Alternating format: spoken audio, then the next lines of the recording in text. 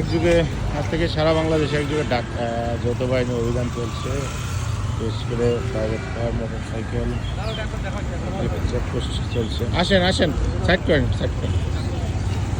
গ্যাসের গাড়ি দেখি সমস্তভাবে নিয়ম মেনে করে আসছে। পেপারসগুলি দেখান তো আপনার।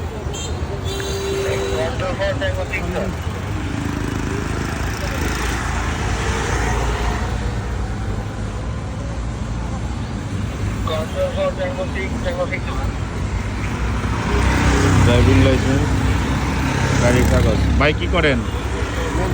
সাংবাদিক। আপনি হেলমেটটা খুলেন যদি কিছু মনে না করেন। ভাই একজন পেশায় সাংবাদিক, পরিচয়টা বলেন। আমি দৈনিক জনকণ্ঠেতে আছি, বেড়া উপজেলা করেসপন্ডেন্ট, পাবনা। আপনাকে ধন্যবাদ। আপনার কাগজপত্র সব কিছু ওকে আছে এবং কি আপনার উভয় হেলমেট পরে আছে এবং কি ভালো মানের হেলমেট, বিএসটিআই অনুমোদিত হেলমেট।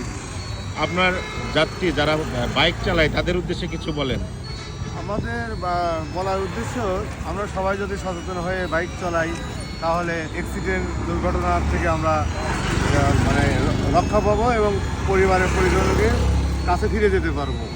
আপনাকে ধন্যবাদ। আর সবাই বলে যে আমরা পুলিশ খালি বাইক ধরে, আসলে গত বছরের পরিসংখ্যানে দেখা গেছে 70% অ্যাক্সিডেন্ট হচ্ছে বাইক দুর্ঘটনা। 70% অ্যাক্সিডেন্টের যে 70%, সেটা 70% উপরে হচ্ছে বাইক দুর্ঘটনা। আপনাদেরকে ধন্যবাদ সচেতন থাকার জন্য, মানুষকে সচেতন করার জন্য। ভালো থাকবেন আপনারা। কোথায় যাচ্ছেন? আমরা যাচ্ছি হ্যাঁ, টাঙ্গাইল সদরে। ধন্যবাদ।